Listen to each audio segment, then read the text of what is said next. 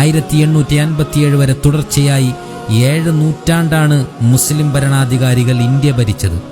മുസ്ലിം ഭരണത്തിന് അറുതിയുണ്ടാക്കിയ ബ്രിട്ടീഷുകാർക്ക് കഷ്ടിച്ച് 190 കൊല്ലമാണ് ഭരിക്കാനായത്. ഭരണം 1 നൂറ്റാണ്ട് തികയുന്നതിന് മുമ്പ് തന്നെ ബ്രിട്ടീഷുകാർക്കെതിരായി സമരം തുടങ്ങിയിരുന്നു. എന്തുകൊണ്ടാവാം 7 നൂറ്റാണ്ടോളം ഭരിച്ച മുസ്ലിം രാജാക്കന്മാർക്കെതിരെ ജനങ്ങൾ തിരിയാതിരുന്നത്? ഈസ്റ്റ് ഇന്ത്യ കമ്പനിയുമായി കച്ചവടത്തിനായി വന്ന ബ്രിട്ടീഷുകാർ നടത്തിയത് കച്ചവടവും കോളനിവൽക്കരണവും മാത്രമല്ല, ഒരുതരം കൊള്ളയാണ്. അന്നത്തെ $4 ട്രില്യൺ അവർ ഇന്ത്യയിൽ നിന്നും കടത്തിയത്. ഇതാരും മൈക്ക് കിട്ടിയാൽ വിളിച്ചു പറയില്ല. പകരം ചരിത്രത്തിൽ നിന്നും ചിലത് മാത്രം മാന്തിയെടുത്ത് വെറുപ്പിന്റെ രാഷ്ട്രീയം പറയും. അങ്ങനെ വിമർശിക്കപ്പെടുന്നവരിൽ മുഗൾ ചക്രവർത്തിമാരായിരുന്ന ബാബറും ഔറംഗസീബും മുന്നിലാണ്. ബാബറിന്റെ കാലത്ത് നിർമ്മിച്ച ഒരു പള്ളിയെ ചൊല്ലിയുണ്ടായ പുകിലും കോലാഹലങ്ങൾക്കും ശേഷം വിവാദത്തിനൊരു ക്ലൈമാക്സും ഒടുക്കവും കണ്ടതാണ്. 1528 ബാബറിന്റെ കാലത്താണ് പള്ളി നിർമ്മിച്ചതെന്നത് ഒരു നേരും, 325 വർഷങ്ങൾക്ക് ശേഷമാണ് പള്ളിക്കെതിരെ പരാതി ഉയർന്നത് എന്നതും മറ്റൊരു നേരുമാണ്. ഔറംഗസീബ് വേറൊരു ലെവലാണ്.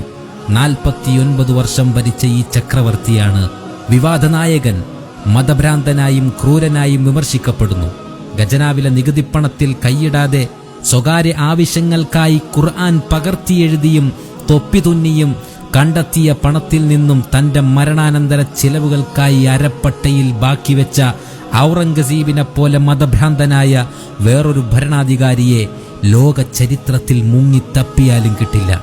ക്രൂരത അളന്നാൽ ജോർജ് ബുഷിനും മുസോളനിക്കും ഹിറ്റ്ലർക്കും സ്റ്റാലിനുമിടയിൽ അയാൾ വെറുമൊരു ചീള് കേസാണ്. അപ്പോഴും ഗോവധം നിരോധിച്ചിരുന്ന ഔറംഗസീബ് ഒരു സസ്യബുക്കായിരുന്നു എന്നതാണ് കൗതുകകരം. അതായത് പള്ളി നിർമ്മിച്ച മുഗളനെയാണ് നമുക്ക് പരിചയം. രാമായണവും മഹാഭാരതവും പേർഷ്യൻ ഭാഷയിലേക്ക് മൊഴിമാറ്റാനായി പറഞ്ഞ മുഗള രാജാവിനെ കുറിച്ച് അറിയില്ല.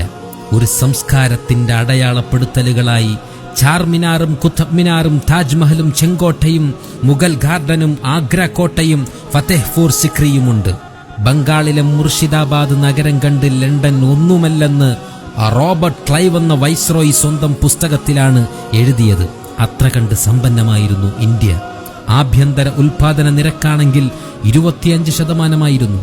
ആ സമ്പന്നതയാണ് പോർച്ചുഗീസുകാരെയും ബ്രിട്ടീഷുകാരെയും ഇന്ത്യയിലേക്ക് വരാൻ പ്രേരിപ്പിച്ചത്. പക്ഷേ ബ്രിട്ടീഷുകാർക്കും പോർച്ചുഗീസുകാർക്കും 7 നൂറ്റാണ്ട് മുമ്പ് തന്നെ അറബികൾ കച്ചവടത്തിനായി ഇന്ത്യയിലെത്തിയിരുന്നു. കടലിനു പോലും അറബിക്കടലെന്ന പേരുണ്ടായത് അങ്ങനെയാണ്. നൂറ്റാണ്ടുകൾ കച്ചവടം ചെയ്ത അറബികൾ ഇന്ത്യയെ വെട്ടിപ്പിടിക്കാനോ കുളം തോണ്ടാനോ മെനക്കെട്ടിട്ടില്ല. ബ്രിട്ടീഷുകാർ ശ്രമിച്ചത് താജ്മഹൽ പോലും പൊളിച്ച് കടത്താനാണ്. 2 തവണ ലേലത്തിൽ വെച്ചതാണ്. ബാക്കിയാവാൻ കാരണം ഷിപ്പിംഗ് ട്രാൻസ്പോർട്ടേഷൻ ചെലവ് അധികമായതുകൊണ്ടാണത്രേ. പകരം താജ്മഹലിൽ പതിച്ച രത്നം പോലുള്ള കല്ലുകൾ അടിച്ചുമാറ്റി ബ്രിട്ടീഷുകാർ ഇന്ത്യയോട് സലാം പറയുമ്പോൾ 25% ഉണ്ടായിരുന്ന ഇന്ത്യയുടെ ആഭ്യന്തര ഉൽപാദന നിരക്ക് 4.2% കൂപ്പുകുത്തിയിരുന്നു. എന്നുവെച്ചാൽ 190 വർഷം കൊണ്ട് ബ്രിട്ടീഷുകാർ ഇന്ത്യയെ കരിമ്പിൻ ചണ്ടിയാക്കി മാറ്റിയിരുന്നു. അതുകൊണ്ടാണ് നെഹ്റുവിന്റെ കാലത്ത് മലയാളികൾ താളും തകരയും തിന്ന് വിശപ്പ് മാറ്റേണ്ടി വന്നത്. അത്ര കണ്ടു വറുതിയുടെ കാലമായിരുന്നു അത്.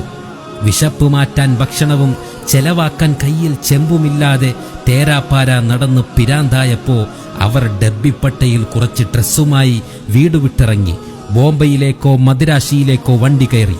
ബോംബെയിലേക്ക് പോയവർ കിട്ടിയ ജോലി ചെയ്ത് പാവും ഭാജിയും തിന്ന് ചേരികളിൽ ജീവിച്ചു. ചിലർ കള്ളലോഞ്ച് കയറി. അവർ മരുഭൂമിയിലേക്കോ പാകിസ്ഥാനിലോ എത്തിപ്പെട്ടു. മദ്രാശിക്ക് പോയവർ കൽക്കത്തയിലോ ബർമയിലോ ശ്രീലങ്കയിലോ സിംഗപ്പൂരിലോ എത്തിപ്പെട്ടു. പ്രാരാബ്ദങ്ങൾക്കിടയിലെ ആടുജീവിതത്തിനിടയിൽ അറിഞ്ഞോ അറിയാതെയോ ബർമയിലെയും പാകിസ്ഥാനിലെയും സിംഗപ്പൂരിലെയും പൗരന്മാരായി മാറിപ്പോയത് ഒരിച്ചാൻ വയറിനായി പരക്കം പായുമ്പോഴാണ്. നാടും വീടും കുടുംബവും ഉപേക്ഷിക്കുന്നതും ചിതറിപ്പോകുന്നതും കൂടുവിട്ട് പറക്കുന്നതും ഒഴിവാക്കാനാവാത്ത ചുറ്റുപാടിലാണ്. ശീതകാലമാവുമ്പോൾ ആകാശത്തിന്റെയും രാജ്യങ്ങളുടെയും അതിർത്തി താണ്ടി സൈബീരിയയിൽ നിന്നാണ് കടലുണ്ടിയിലേക്ക് സൈബീരിയൻ കൊക്കുകൾ പറന്നുവരുന്നത്. അതിജീവനത്തിനായി വാസസ്ഥലം മാറുന്ന പക്ഷികൾ പറയാത്തതാണ് ഉറുദു കവിയായ അല്ലാമ മുഹമ്മദ് ഇഖ്ബാൽ തന്റെ കവിതയിലൂടെ പറഞ്ഞത്. ഈ ഭൂമി നിന്റെയുമല്ല എന്റെയുമല്ല, നിന്റെയും എന്റെയും തന്തയുടേതുമല്ല. ഈ ഭൂമിക്ക് അവകാശം